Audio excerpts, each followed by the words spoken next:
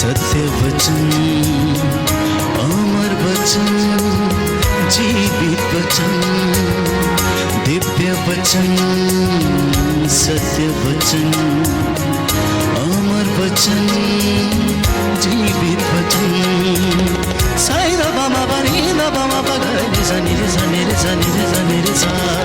दिव्य वचन, सत्य वचन, अमर वचन, जीवित वचन, दिव्य वचन, दिव्य वचन।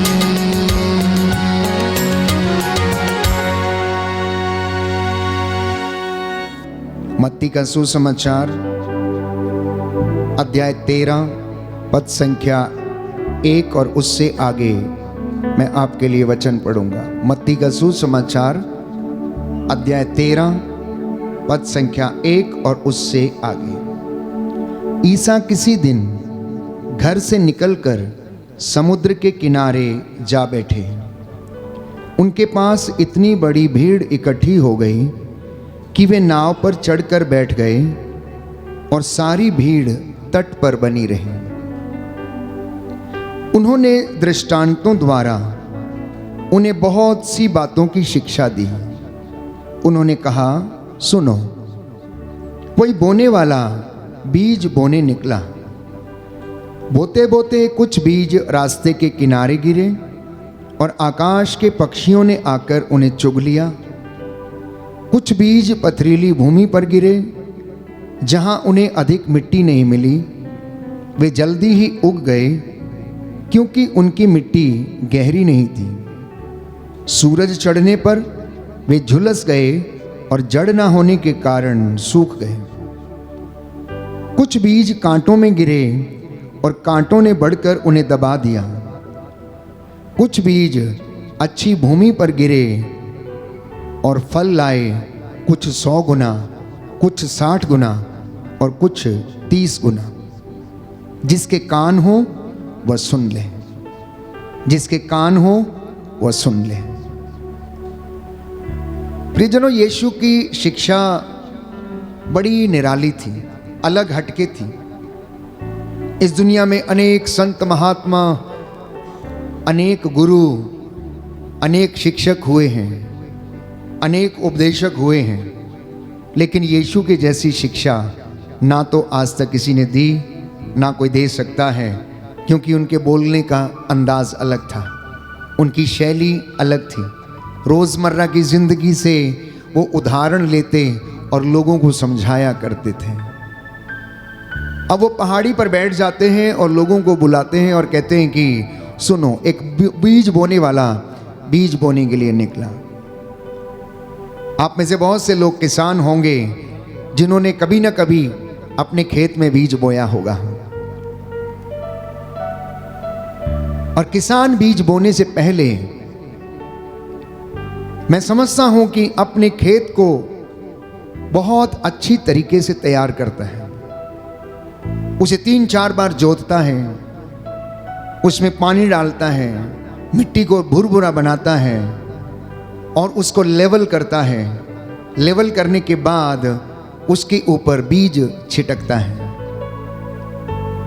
और वो बीज अच्छी भूमि पर गिरते हैं और वो 100 गुना फल लाते हैं। लेकिन इसी के साथ साथ जब वो मेड़ के किनारे से गुजरता है तो कुछ बीज मेड़ के ऊपर भी गिर जाते हैं, जिनको अच्छी मिट्टी नहीं मिलती, और इसलिए प्यारे भाइयों और बहनों, उसमें अंकुर नहीं फूटता। अगर फूटता भी है तो बहुत जल्दी वो झुलस जाता है, क्योंकि उसकी जड़ें गहरी नहीं हैं।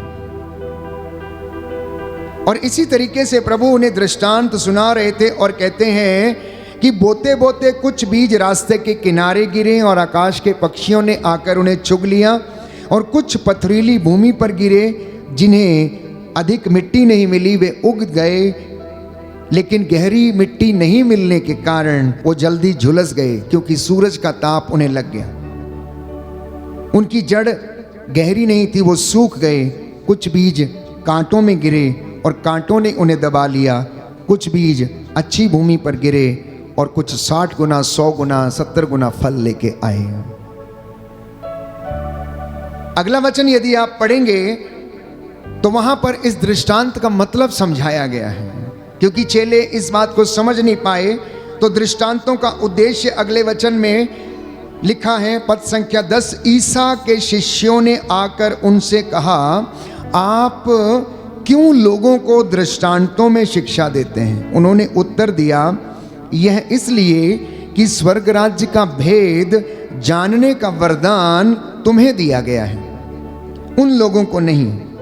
क्योंकि जिसके पास कुछ है उसी को दिया जाएगा और उसके पास बहुत हो जाएगा, लेकिन जिसके पास कुछ नहीं है उससे वो भी ले लिया जाएगा जो कुछ उसके पास है।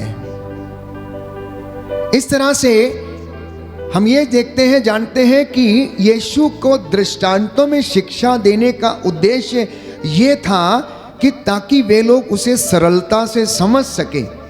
क्योंकि उसके वचन के ज्ञान जो था चेलों को दिया गया था, वो समझ सकते, लेकिन साधारण जनता समझ नहीं पाती थी। इसलिए यीशु मसीह उन्हें रोजमर्रा की जिंदगी में से उदाहरण लेकर समझाते थे। इस दृष्टांत की सुंदर व्याख्या पद संख्या 18 में निहित है। इसको मैं पढ़ता हूं ताकि आप लोग जानिए कि इस दृष्टांत का अर्थ क्या है, फिर उसके बाद हम चर्चा करेंगे। अब तुम लोग बोने वाले का दृष्टांत सुनो। यदि कोई राज्य का वचन सुनता है लेकिन समझता नहीं, तब उसके मन में जो बोया गया है उसे शैतान एक आकर ले जाता है। यह वह है जो रास्ते के किनारे बोया गया है। व्याख्या भी समझाई है कि जो रास्ते के किनारे बीज गिरा, उसे क्या करते, पक्षी आकर चुग जाते हैं, ले जाते हैं।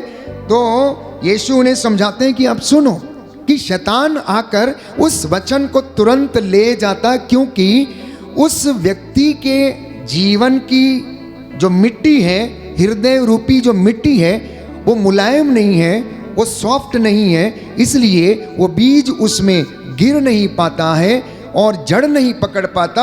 शैतान उसे आकर ले जाता है जैसे कि पक्षी आकर उसे चुग लेता है। दूसरा, जो पथरीली भूमि में बोया गया है, यह वह है जो वचन सुनते ही प्रसन्नता से ग्रहण करता है, परंतु उसमें जड़ नहीं है और वो थोड़े ही दिन दृढ़ रहता है।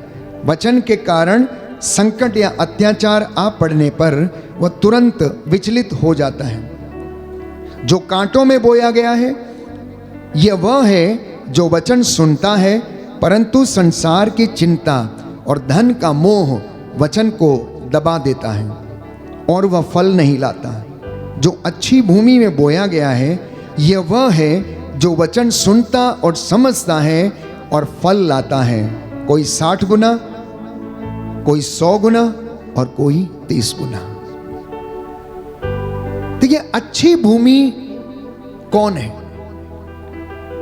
पथरीली भूमि कौन है, रास्ते के किनारे वाली भूमि कौन है? मैं समझता हूं कि जो वचन सुनते हैं उनमें से ही कुछ लोग पथरीली भूमि के समान हैं, कुछ लोग उपजाऊ भूमि के समान हैं, तो कुछ लोग ऐसी भूमि के समान हैं जिनकी बहुत ज्यादा कठोर है। वचन सुनते हैं, प्रसन्नता से ग्रहण करते हैं, लेकिन उसकी जड़ें गहरी नहीं हो पाती हैं। तो मैं आपको बता रहा था कि एक किसान अपने खेत के भूमि को अच्छी तरह से तैयार करता और तब उसमें बीज बोता है, और कुछ दिनों के बाद वो देखता है कि उसमें अंकुर फूट निकला है, और धीरे धीरे जैसे जैसे समय बीतता जाता है वो पौधा बन जाता है, और एक दिन उस पौधे में बाल आती है और वो बहुत सारे दाने प्रोड्यूस करता है। क्या मेरा और आपका जीवन ऐसा है? सैकड़ों वर्षों से हमने वचन को सुना है और सुनते आए, हमारे पूर्वज, दादा परदादा, नाना नानी और हमारी पीढ़ियां जो वचन सुन रही हैं, हर दिन, हर पल, हर क्षण, क्या ये वचन 100 गुना, 60 गुना, 30 गुना फल उत्पन्न कर रहा है या नहीं? ये मनन चिंतन का विषय है। अब मैं एक सवाल आपसे पूछना चाहता हूं कि क्या किसान ने कमजोर बीज बोया था जिसकी वजह से उसमें 30 गुना फल आया, या उसने कुछ ज्यादा उपजाऊ या अच्छा बीज बोया था, 100 गुना फल आया? कैसा बोया होगा बताइए? किसान जब बीज बोता है वो एक एक बीज को देख के बोता है, क्वालिटी का सीड लेकर आता है, पूरा बैग खरीद के लाता है। जो ए ग्रेड आजकल की तकनीक में जो आधुनिक खेती करते हैं, हाइब्रिड सीड्स बोते हैं, वो देखते हैं कि एक भी बीज उसमें से खराब ना हो, एक भी बीज उसमें से खराब ना हो, और वो जाके खेत में छिड़कता है। अब इसमें कमी किसकी है? बीज की कमी है या किसान की कमी है? किसकी कमी है? किसकी कमी है? मिट्टी की कमी है। क्योंकि मिट्टी के अंदर दाने को शक्ति सामर्थ्य देने का वो नहीं है, बल नहीं है उसमें। एक बीज को क्या चीज की जरूरत है अंकुर फूटने के लिए? उसे मिनरल की जरूरत है, गर्मी की जरूरत है, नमी की जरूरत है, जिससे कि वो दाना फूटे और उसमें से अंकुर निकले। जमीन उसको नहीं दे पाती, जमीन उसको नहीं दे पाती है। और जब जमीन उसको नहीं दे पाती है तो वो जो दाना है वो पूर्ण रूप से विकसित नहीं हो पाता है। इसलिए उसके दाने, उसकी बाल कमजोर पड़ जाती है। लेकिन जहां पर नमी अच्छी है, जहां पर खेत अच्छा है, जहां पर उर्वरा शक्ति अच्छी है, जहां पर मिट्टी में सब तरीके के मिनरल्स मौजूद हैं, उसमें जिंक है, मैग्नीशियम है, कैल्शियम है, सब चीजों मौजूद है, वहां पर वो अच्छी फसल लाता है। क्या मैं और आप, क्या मेरा और हृदय, आपका हृदय ऐसा नहीं बन सकता? क्या ये उपजाऊ नहीं बन सकता?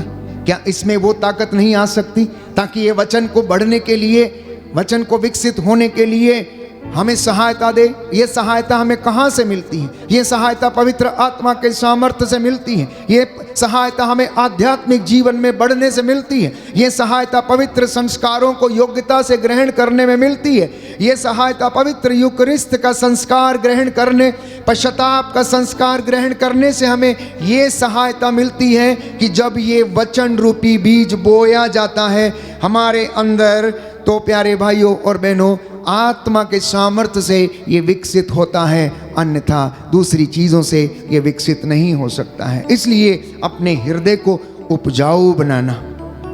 आज का सुसमाचार हमने सुना था, मार्कुस के सुसमाचार अध्याय 12 में हमने सुना था कि एक शास्त्री यीशु के पास आता है और कहता है कि सबसे बड़ी आज्ञा कौन सी है? और यीशु ने उससे कहा कि सबसे बड़ी आज्ञा तो एक ही है, हे इज़राइल सुनो, तुम्हारा एक ही ईश्वर है, उसको छोड़कर कोई दूसरा ईश्वर नहीं। उसको अपने सारे हृदय, सारी शक्ति से, सारे मन और सारी आत्मा से प्यार करना। ये ताकत हमें कहाँ से आती है? ये ताकत प्यारे भाइयों और बहनों, बाइबल कहती है पिता जिन्हें चाहता है उन्हें ऊंचा उठाता, जिन्हें नहीं चाहता उन्हें अधोलोक से भी नीचे गिरा देता है। जिन्हें चाहता है, जिन्हें वो पसंद करता है, जिन्हें वो अपनी ओर आकर्षित करता है, वो उसकी ओर आते और उन्हें ये सामर्थ्य मिलता है। तो ये वचन जो आपके जीवन में बोया जाता है रोज प्रचारक के माध्यम से, मिस्सा बलिदान के दौरान, साधनाओं के दौरान, या अन्य जहां कहीं भी आप वचन सुनते हैं, ये वचन किसान आपके जीवन में बोते चला जाता है, बोते चला जाता है। इतना ही नहीं, ईश्वर के राज्य की शुरुआत बड़ी छोटी सी होती है। ईश्वर के राज्य की शुरुआत बड़ी छोटी सी होती है। कहीं पर कोई व्यक्ति गया, वहां पर प्रभु का नाम सुना के आया, वचन सुना के आया और वहाँ से आगे बढ़ गया, और वो धीरे धीरे वहाँ पर विश्वास रूपी बीज जो बोया गया था वो बढ़ने लगता है। और बाइबल कहती है राई के दाने से उसकी शुरुआत होती। राई का दाना छोटा दाना है, मिट्टी में बोया जाता है, लेकिन वो पौधा बनता, चिड़ियाँ आकर उसके ऊपर बसेरा करती। ईश्वर के राज्य की शुरुआत भी ऐसी ही है, छोटी सी शुरुआत है। हम जानते हैं कि कलीसिया के 12 स्तंभ प्यारे भाइयों और बहनों, उन पर कलीसिया की शुरुआत हो गई और आज वो पूरे संसार में, पूरे विश्व में प्रसिद्ध है। एक छोटी सी शुरुआत थी। यीशु के अनुयायी जो उसके लिए जिन्होंने अपना जीवन कुर्बान कर दिया।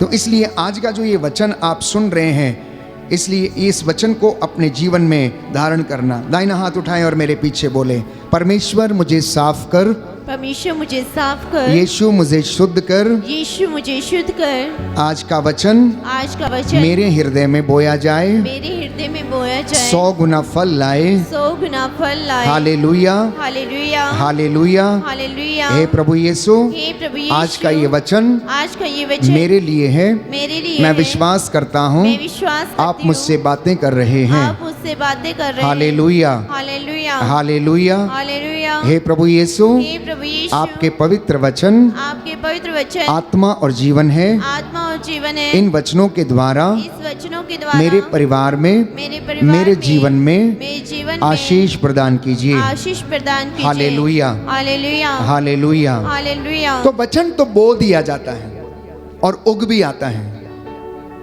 लेकिन आगे का काम शुरू होता है तब जब आप उस वचन के द्वारा काम करना शुरू करते हैं, अपने घर में, अपने परिवार में, या आप जहां कहीं भी रहते हैं। कैसे काम शुरू होता है? आपने वचन सुना, वचन को ग्रहण किया, आपने मन में निर्धारित किया, संकल्प किया कि अब मैं जाकर इस वचन के अनुसार जीवन जीऊंगा, मैं जीवन बिताऊंगा और मैं कोशिश करूंगा। बहुत बार आप सफल होते हैं और बहुत बार असफल भी हो जाते हैं। खैर, चिंता करने की जरूरत नहीं है।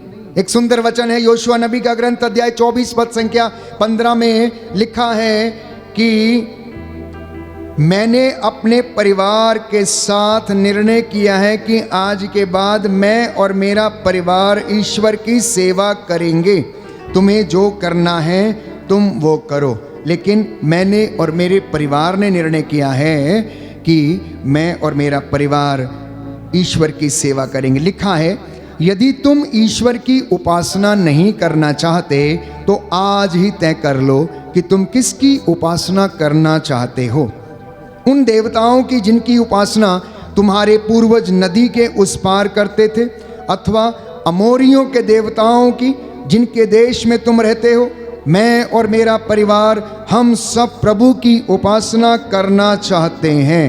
लोगों ने उत्तर दिया, प्रभु को छोड़कर अन्य देवताओं की उपासना करने का विचार हमसे कोसों दूर है। हमारे प्रभु ईश्वर ने हमें और हमारे पूर्वजों को दास्ता के घर से, मिस्र देश से निकाल लिया है। उसी ने हमारे सामने महान चमत्कार दिखाए हैं। हम बहुत लंबा रास्ता तय कर चुके हैं, बहुत से राष्ट्रों से होकर यहाँ तक आए हैं और सर्वत्र उसी ने हमारी रक्षा की है। हम भी प्रभु की उपासना करना चाहते हैं क्योंकि वही हमारा ईश्वर है। ये लोगों का उत्तर था जब उन्होंने वचन सुना, जब योशुआ ने उनको वचन सुनाए, जब मूसा ने परमेश्वर की ओर से उनके लिए बोला, जब उन्हें आज्ञाएं समझाई गईं, जब वो लोग जान गए कि इब्राहिम, इसहाक और याकूब का परमेश्वर एकमात्र सच्चा ईश्वर है, जो जीवन देता, चंगा करता है, मफलूसों को बहाल करता है, जिसने ये वादा किया है कि वो उनके आंसुओं को पोंछेगा, मिस्र की गुलामी से उनको छुड़ा कर लाया है, पाप की अधीनता से उन्हें निकाल कर लाया है।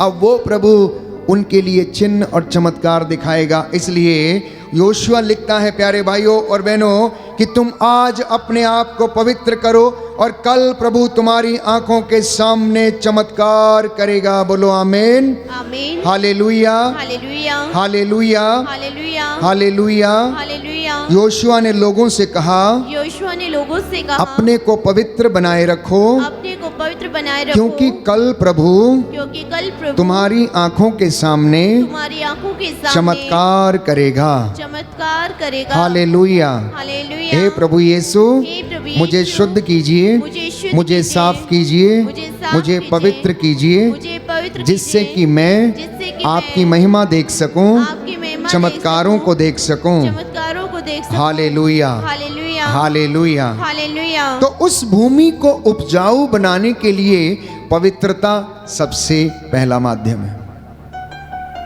पवित्रता सबसे पहला माध्यम है। दूसरा माध्यम है विश्वास। विश्वास के साथ जो बीज को, वचन रूपी बीज को हम ग्रहण करते हैं, अब वो फलवंत होना शुरू हो। तीसरा माध्यम है प्यारे भाइयों और बहनों, प्रभु की सेवा, जैसा कि योशुआ ने स्वीकार किया। हम में से बहुत से लोग सोचते हैं कि जब तक हमारे पास पर्याप्त धन नहीं होगा तब तक हम सेवा नहीं कर सकते।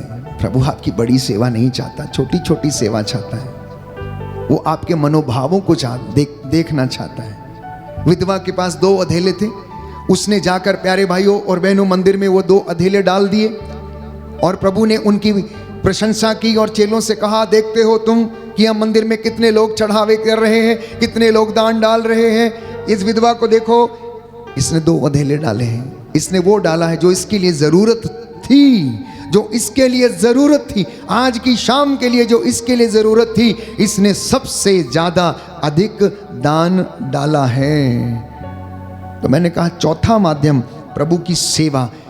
प्रभु की सेवा अपने परिवार के साथ मिलकर, किसी को दिखाने के लिए नहीं, कहने के बाद नहीं, छोटे छोटे काम, प्रभु के मंदिर की सीढ़ियों को साफ करना, प्रभु के मंदिर की वेदी को सजाना, प्रभु के मंदिर की देखभाल करना, प्रभु के लोगों की देखभाल करना, लाचार, भिखमंगे और ऐसे जिनके घर नहीं, छत नहीं, उनके साथ वचन को साझा करना, उन्हें सांत्वना देना और उनके लिए प्रबंध करना, ये परमेश्वर हमसे सेवा के रूप में चाहता है। हालेलुया, हालेलुया, हालेलुया। यीशु की स्तुति हो, यीशु की स्तुति हो, यीशु को धन्यवाद, यीशु को धन्यवाद, यीशु की आराधना हो, यीशु की आराधना यीशु हो, की महिमा हो, यीशु की महिमा यीशु हो, को धन्यवाद। यीशु को धन्यवाद। हालेलुया, हालेलुया, हालेलुया। हालेलुया। तो आप में से लोग चमत्कार देखना चाहते हैं? You want to see miracles?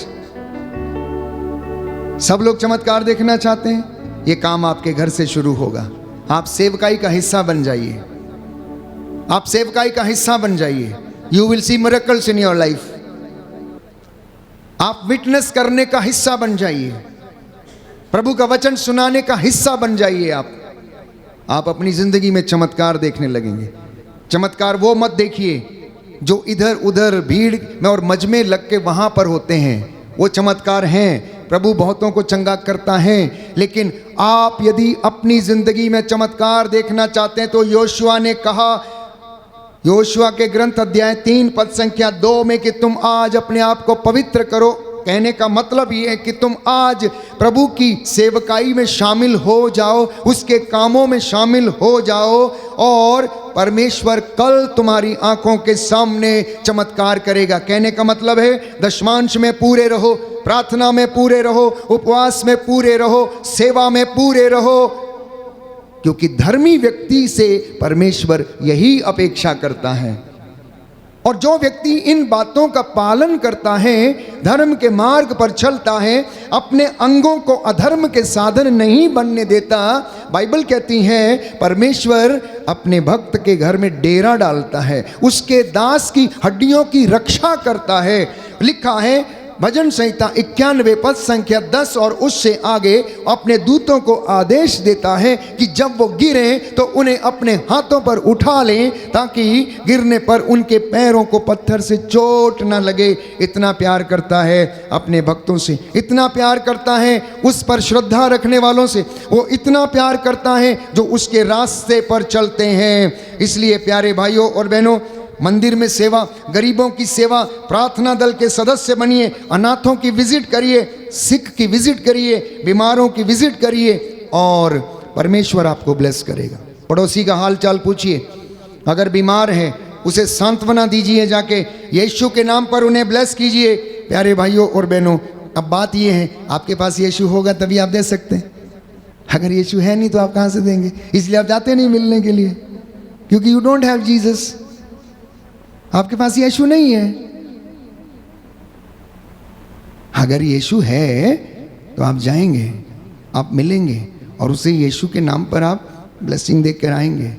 क्योंकि हमारे पास वो नहीं है, हमारे पास वो नहीं रहता, इसलिए हम मिलने जाते नहीं। हमारे पास कोई और रहता है। हमारे पास धन, लोभ, लालच, हर प्रकार की सांसारिक चीज़ों में हम व्यस्त रहते हैं, इसलिए हम वो चीज़ें देकर आते हैं। क्या आप जब आप गरीब बीमार के पास जाते हैं, क्या आप में से कभी किसी ने उसे 100 रुपया दिया? क्या आप में से कभी किसी ने 500 रुपये दिए? कि लो भाई दवाई कर लेना। कितने लोग अस्पताल में विजिट करने के लिए जाते हैं, वो बेचारा वहां पर आपको चाय भी पिलाता है, बिस्किट भी खिलाता है और आपको वहां से भेजता है, लेकिन आप उसको 150 रुपए निकाल के नहीं देते हैं। ये कैसी विजिट है? ये कैसी विजिट है? इतना ही नहीं कि आप भले ही आप लोकधर्मी हैं, आप वहां पर गए हैं, आप एक छोटा प्रार्थना भी करके शायद बहुत बार नहीं आते हैं रोगी की शैया के पास। क्यों? क्योंकि हम यीशु को अपने साथ रखते नहीं, लेकर नहीं जाते, बुलाते नहीं, लेकर नहीं जाते हैं। इसलिए हमारी सेवकाई, हमारा कार्य, हमारी भूमि उपजाऊ नहीं बन सकती है। ये छोटे छोटे कामों से परमेश्वर हमें आशीषित करता है। तो लिखा है योहन के सुसमाचार अध्याय 12 पद संख्या 26 में, यदि कोई मेरी सेवा करना चाहे तो वह मेरा अनुसरण करे। मान लीजिए आप में से कुछ मध्यस्थ प्रार्थना दल के सदस्य हैं, कुछ बीईसी ग्रुप के सदस्य हैं, कुछ बीसीसी ग्रुप के सदस्य हैं। अब ये लोग सेवा करना चाहते हैं, कुछ लोग अशर्स हैं या फिर वो छाते उठाकर परम प्रसाद के आगे आगे चलने वाले बनते हैं। कुछ लोगों को पाठ पढ़ने का होता है कि आगे मैंने पाठ पढ़ना है, और ये सोचते हैं कि सेवा कर रहे हैं, लेकिन इनका यीशु के जीवन से कोई लेना देना नहीं है, उनका अनुसरण नहीं करना। तो क्या ये सेवा सच्ची है? ये सेवा सच्ची नहीं है।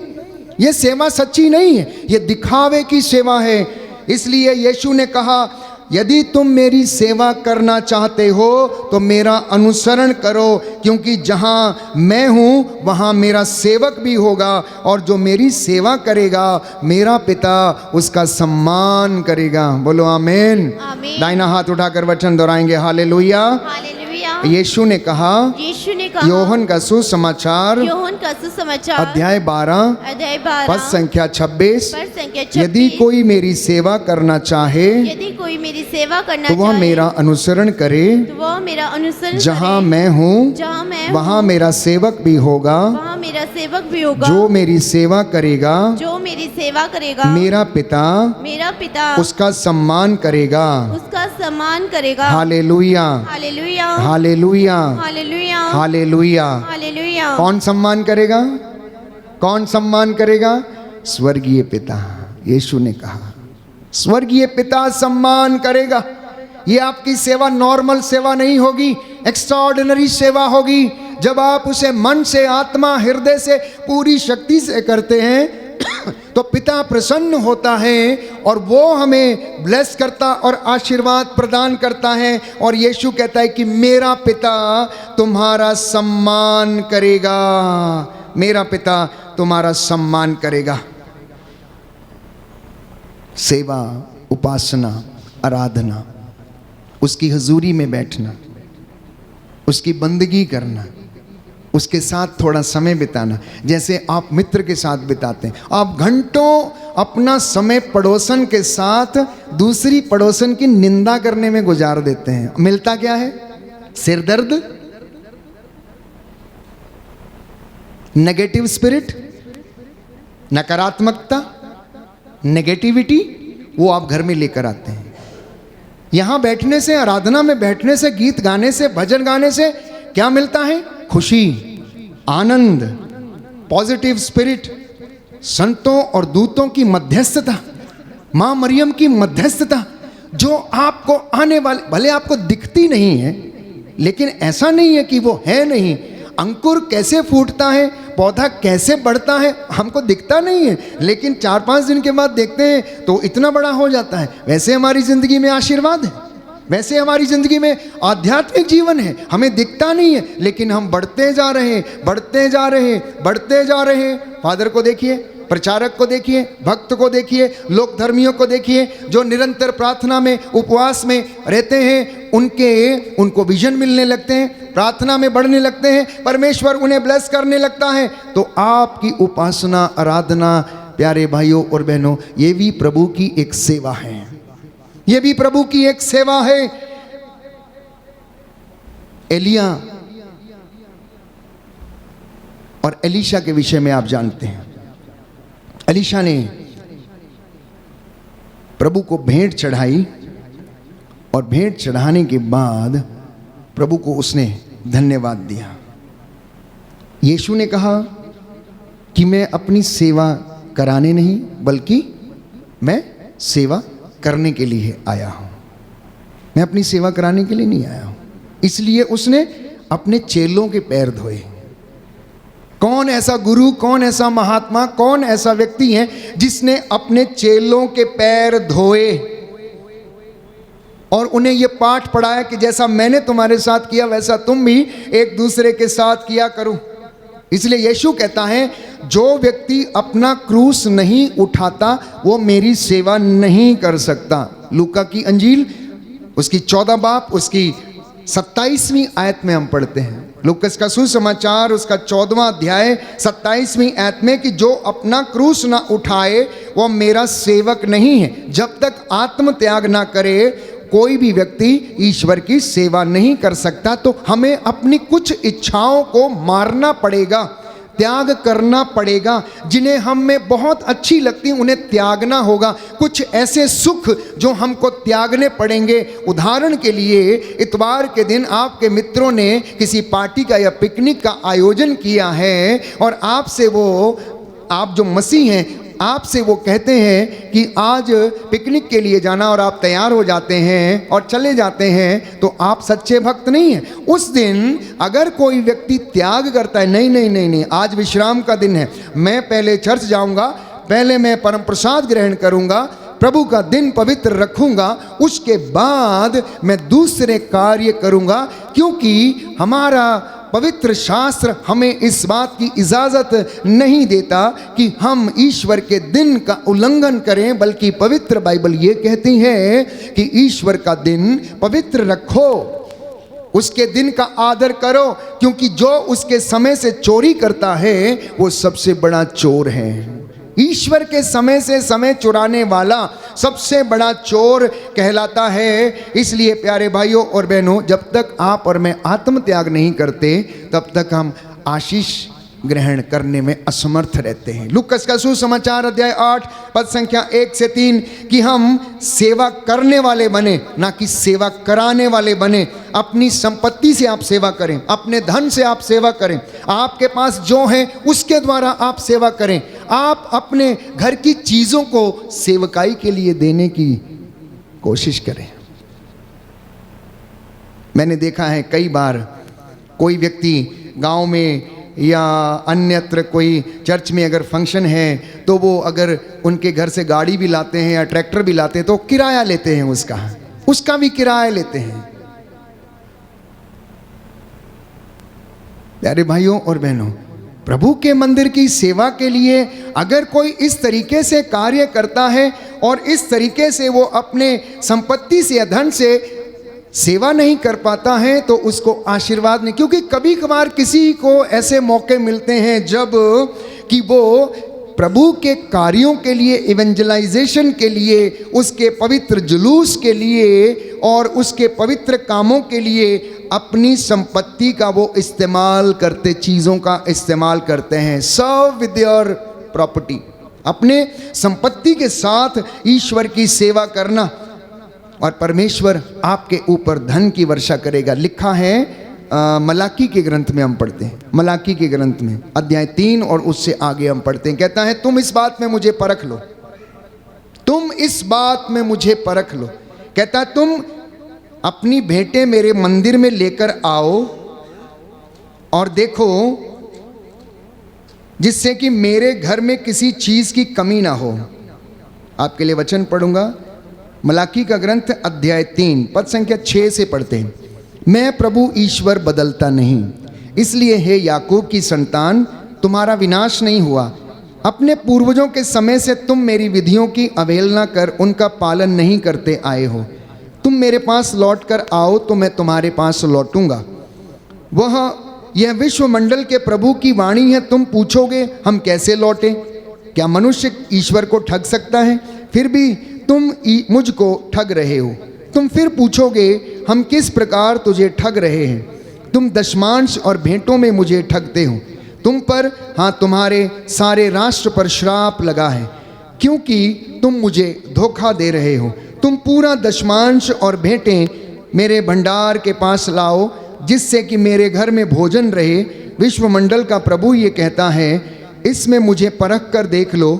मैं अपने बादलों को आज्ञा दूंगा और तुम पर भरपूर वर्षा की आशीष करूंगा। कहता है, तुम पर भरपूर वर्षा की आशीष प्रदान करूंगा। मैं तुम्हारे लिए टिड्डियों को भी कड़ी आज्ञा दूंगा कि वे तुम्हारी भूमि की उपज नष्ट नहीं करें, जिससे दाखबारियों की दाखलताएं अच्छे फल देती रहें। विश्वमंडल का प्रभु ये कहता है, सभी राष्ट्र तुमको धन्य कहेंगे, क्योंकि तुम्हारा देश एक मनोहर देश होगा। कहता है तुम इस बात में मुझे परखो, देखो, टेस्ट मी।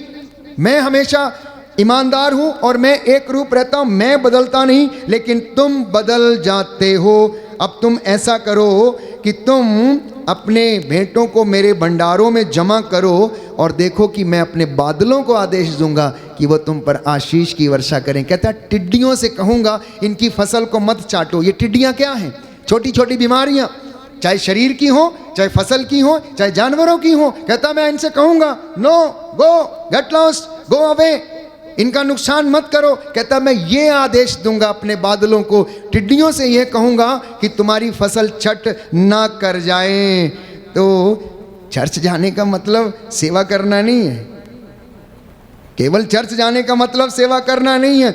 आपके अंदर सेवा भाव को जागृत होना अनिवार्य है।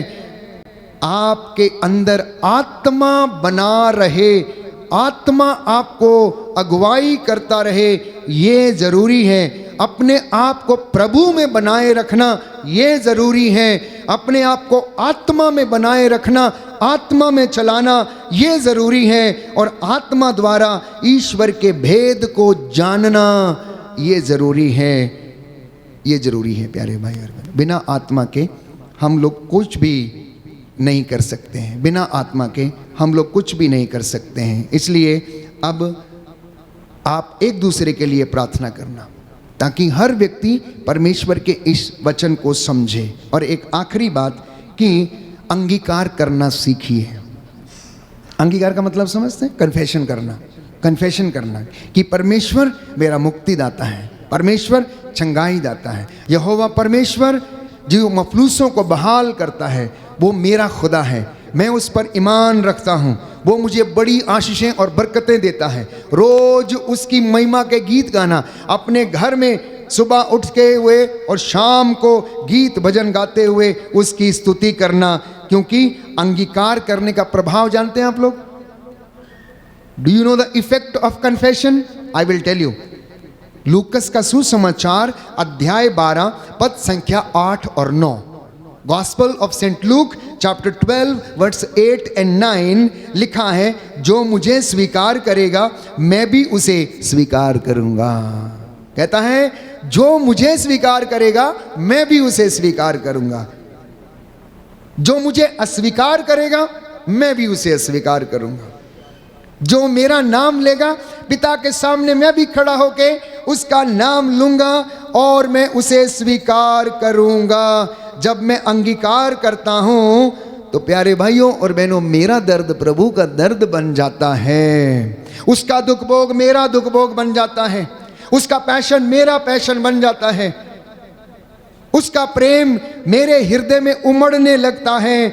इसलिए आप इस बात को अवश्य जानने की कोशिश करें कि अंगीकार करने का प्रभाव इतना बड़ा है कि यदि आप परमेश्वर का वचन बोलते, सुनते, सुनाते हैं और उसे अंगीकार करते हैं, यीशु को यदि आप एक्सेप्ट करते हैं अपनी जिंदगी में, तो वो भी आपको पिता के सामने एक्सेप्ट करेगा। हालेलुया, हालेलुया, हालेलुया। हालेलुया। यीशु की स्तुति हो, यीशु को धन्यवाद, यीशु की आराधना हो, यीशु की महिमा हो, यीशु को धन्यवाद, यीशु को धन्यवाद। हालेलुया, हालेलुया। अब एक समस्या है कि यदि विश्वास नहीं है और यदि कमजोर है, तब हम उसे प्रोफेस नहीं कर सकते, हम अंगीकार नहीं कर सकते, हम बोल नहीं सकते, हम लोगों को कह नहीं सकते कि हम यीशु के अनुयायी हैं। यीशु कौन है? यदि आपसे पूछा जाए यीशु कौन है, आप क्या बताएंगे? आप क्या बताएंगे? आप क्यों क्रिश्चियन हैं? आप क्या बताएंगे? Why do you follow Jesus, आप क्या बताएंगे? आपके परिवार में प्रार्थना होती है नहीं, आप क्या बताएंगे?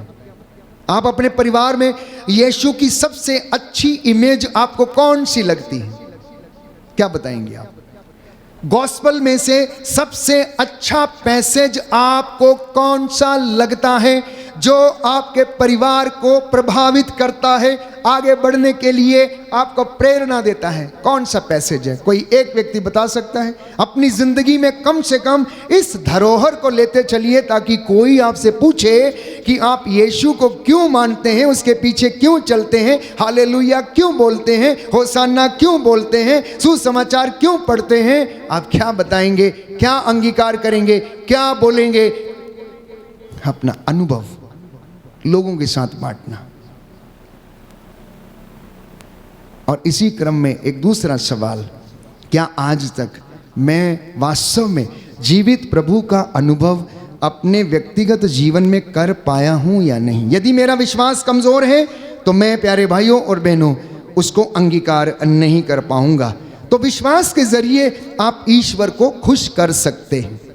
विश्वास के जरिए, प्रार्थना के माध्यम से आप उसके कामों को कर सकते हैं। इब्राहिम, इसहाक और याकूब, इन्होंने अपने विश्वास के बलबूते बहुत से काम किए और परमेश्वर ने इब्राहिम के लिए, क्योंकि विश्वास के कारण वो धर्मी ठहरा, तो उसके लिए प्रबंध कर दिया। जिस पर्वत पर इसहाक को बलि चढ़ाने के लिए ले गया था, वहाँ पर उसने मेमने का प्रबंध किया और इब्राहिम ने उस पर्वत का नाम रखा प्रभु का प्रबंध, क्योंकि प्रभु प्रबंध करता। वो आपके लिए भी करेगा, मत्ती का सुसमाचार अध्याय 7 पद संख्या 11 कहता है कि मांगने वालों को पिता आत्मा क्यों नहीं देगा?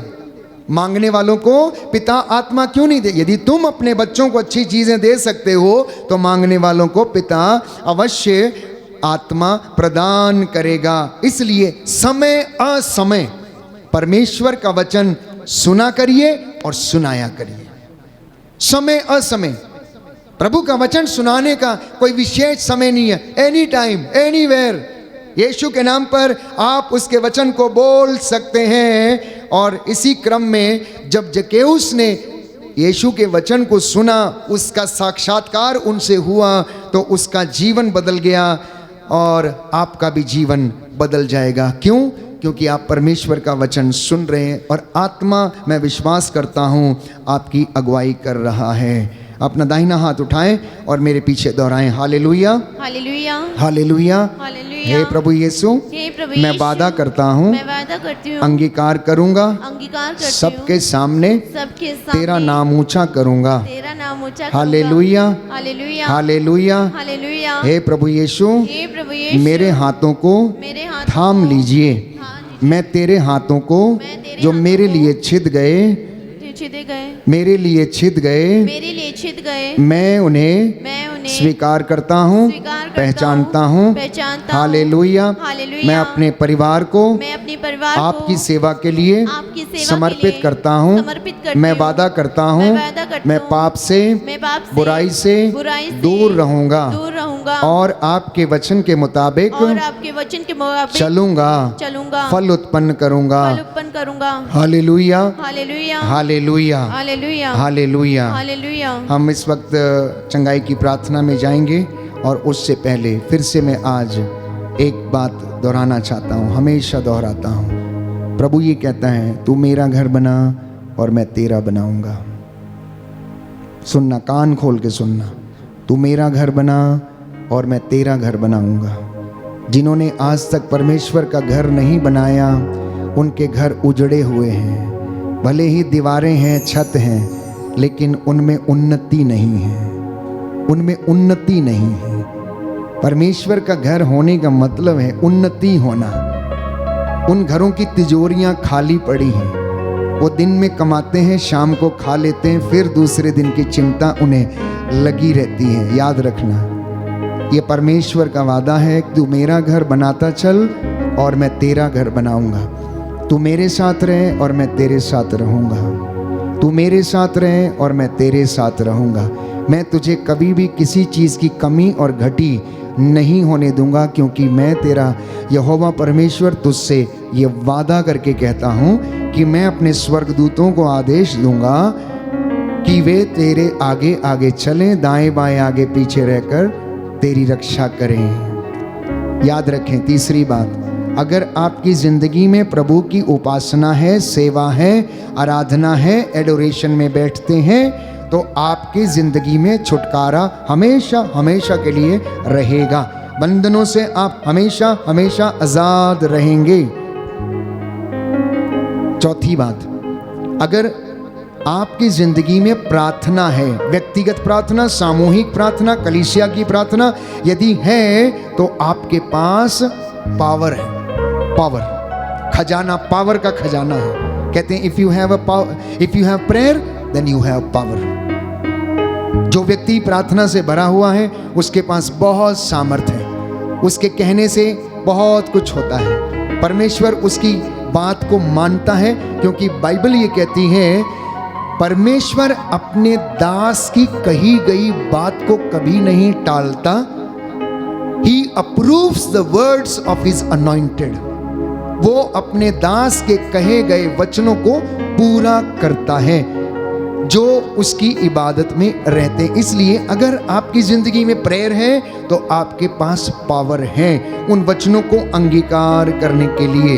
इसलिए इन बातों को आप अपने जहन में रखें, परिवार में बढ़ते जाएं, प्रभु की सेवा करें और सेवकाई का हिस्सा बने, 100 गुना फल उत्पन्न करने की कोशिश करें, अपने हृदय रूपी भूमि को उपजाऊ बनाने की कोशिश करें। और मैंने कहा प्रार्थना और विश्वास और पवित्रता के द्वारा आप अपनी ज़िंदगी को, अपने हृदय रूपी भूमि को बहुत ज़्यादा अच्छा और उपजाऊ बना सकते हैं।